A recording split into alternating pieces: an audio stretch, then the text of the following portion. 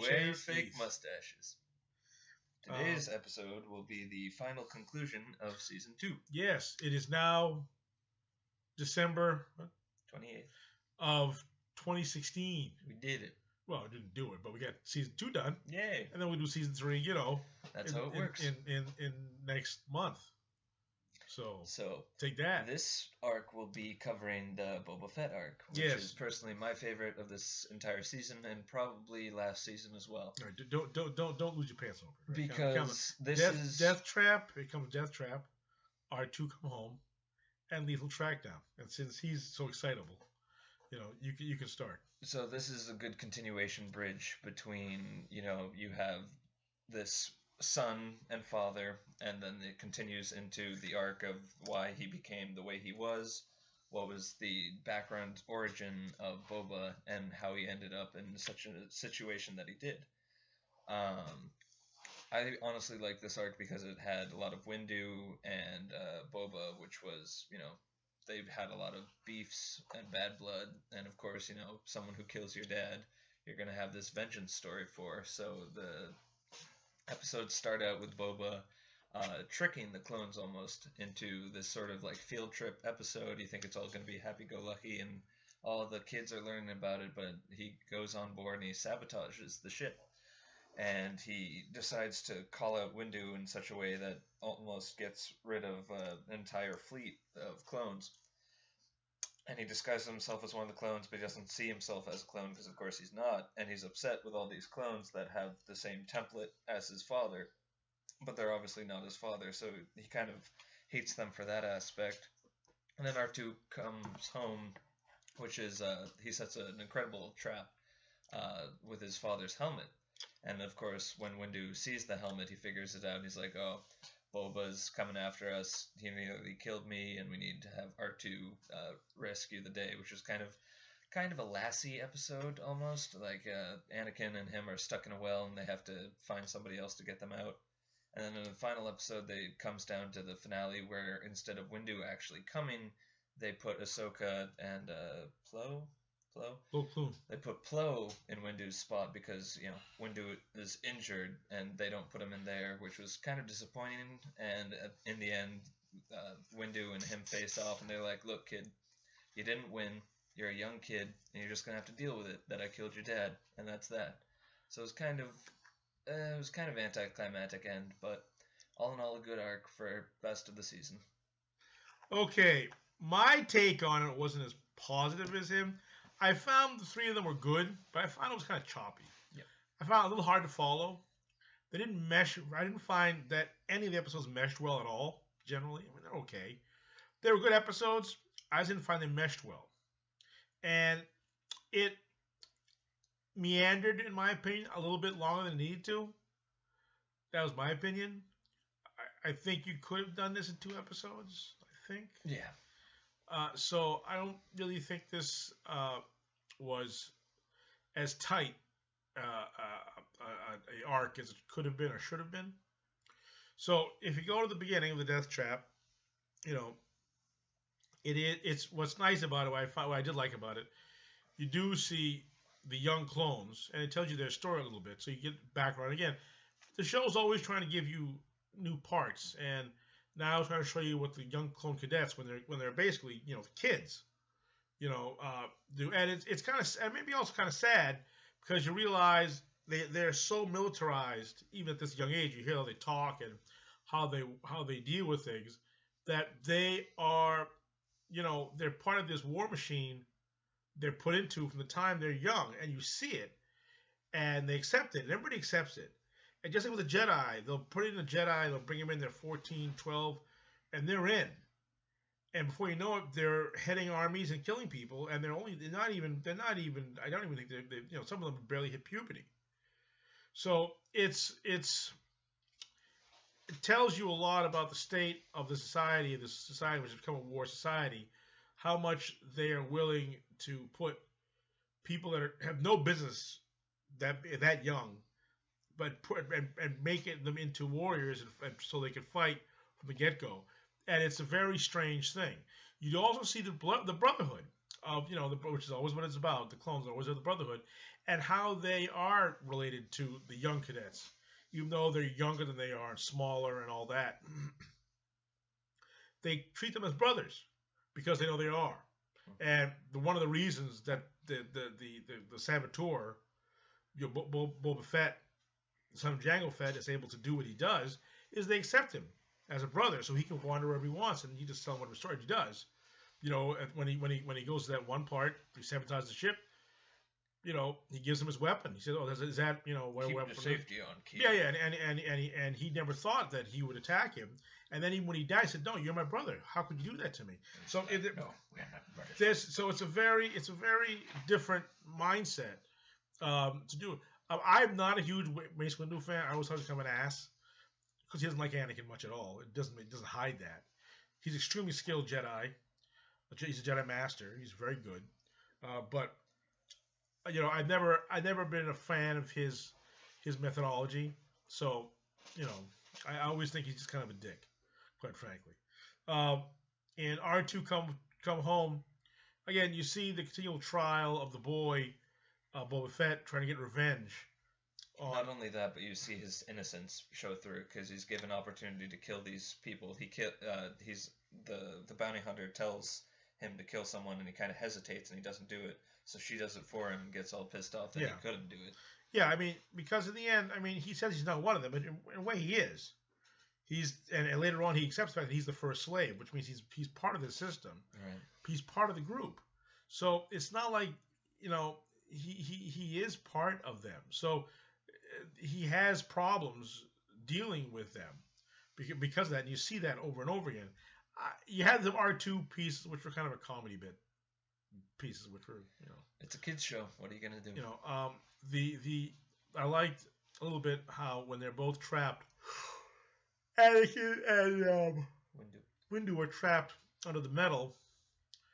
They have very terse conversations, heart to heart. Especially with Windu. Windu's not a fan of him, not a fan of his machine. I don't think there's anything he's a fan of when it comes to Anakin. I mean, nothing. And he doesn't hide it.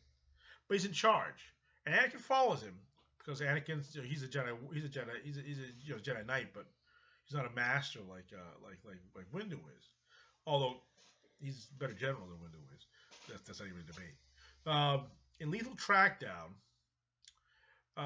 you finally find they the Plo Koon and Ahsoka they track and I brought this up, but I found it funny that to find these people again they'll take Ahsoka, who's like 15 years old, to strip clubs. I mean, these are basically strip clubs, right? And you see like half the girls on the wall, and you have no problem with it because she's a Jedi. But this, I think, is all part of the problem.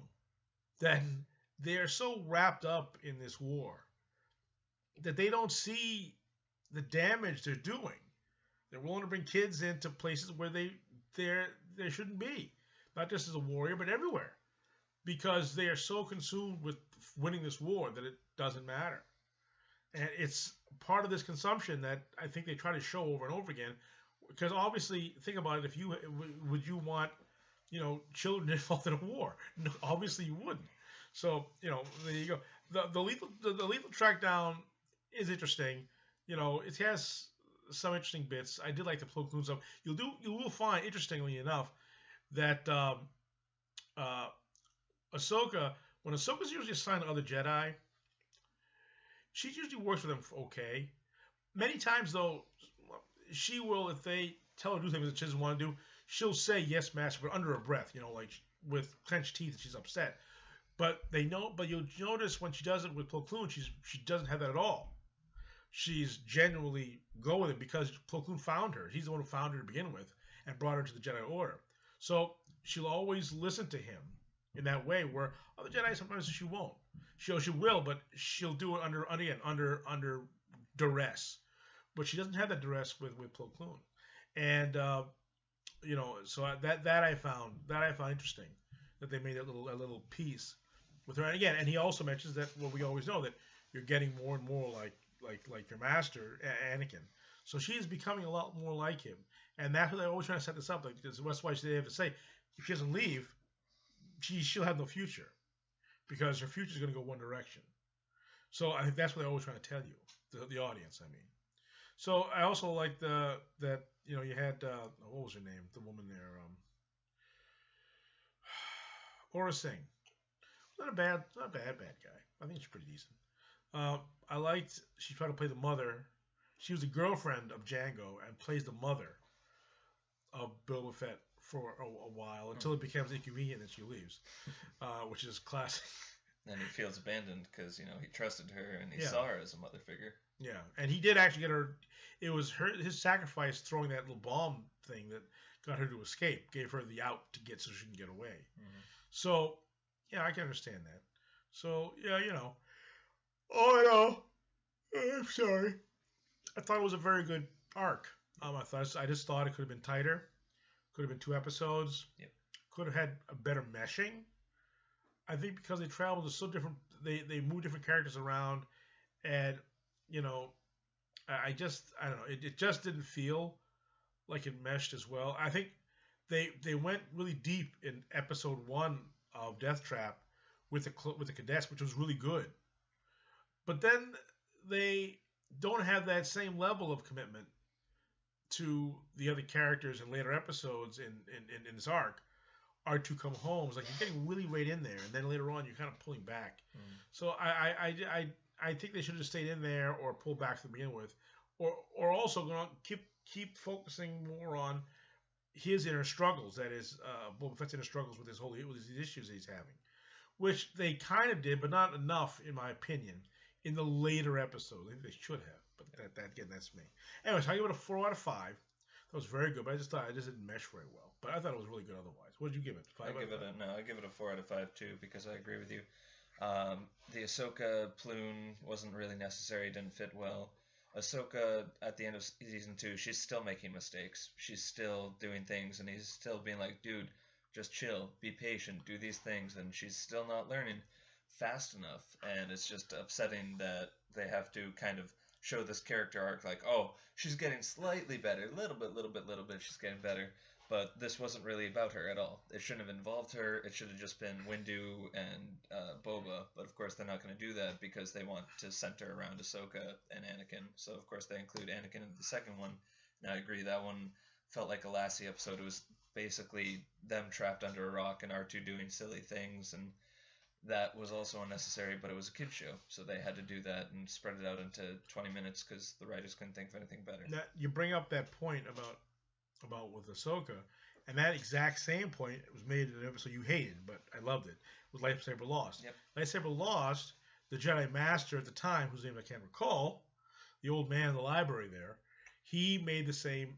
Ahsoka said, "Listen, you just got to be patient." You got to be calm. She wasn't, so that means she didn't learn anything from that episode, which makes that episode worse. You got to calm down. Yep. And you can hear and find out everything you want to know, but you just have to be calm and passive, and let it come to you. You don't have to rush at everything. Another stupid loophole was the bounty hunter is literally standing probably that wall and talking about how he wants to get rid of the female bounty hunter, and so she's touching her ear like, oh yeah, I totally heard that, but she's within earshot anyway. So she turns around and just shoots him. Like, if you're gonna have a secret covert call to some guy and tell all the leaked information, don't do it from like arm's length away, because you're gonna end up dead, and that's what he did. Yeah, that'll give you that. That was kind of so that's silly. Why it was an imperfect arc, but it was my favorite arc of this season. It wasn't my favorite arc, but I liked it. But but there we are. Yep. And anyway, so look, we've done 2 seasons now. I'm proud of us. Good job. See? Yeah. So you didn't think we could do 2 seasons, did you? Well, we did. So screw you. So we're gonna do season 3, starting January, and we'll keep going until it's done. And then I have to shoot him. And that's how the series will end. All right. Well, till next time or next year in 2017. The modern times. Wow. I know. I can't believe. I can't believe we're living in 2017. I was 167. Oh, shut up. All right, there we go. You did like this episode. Well, I don't know about that.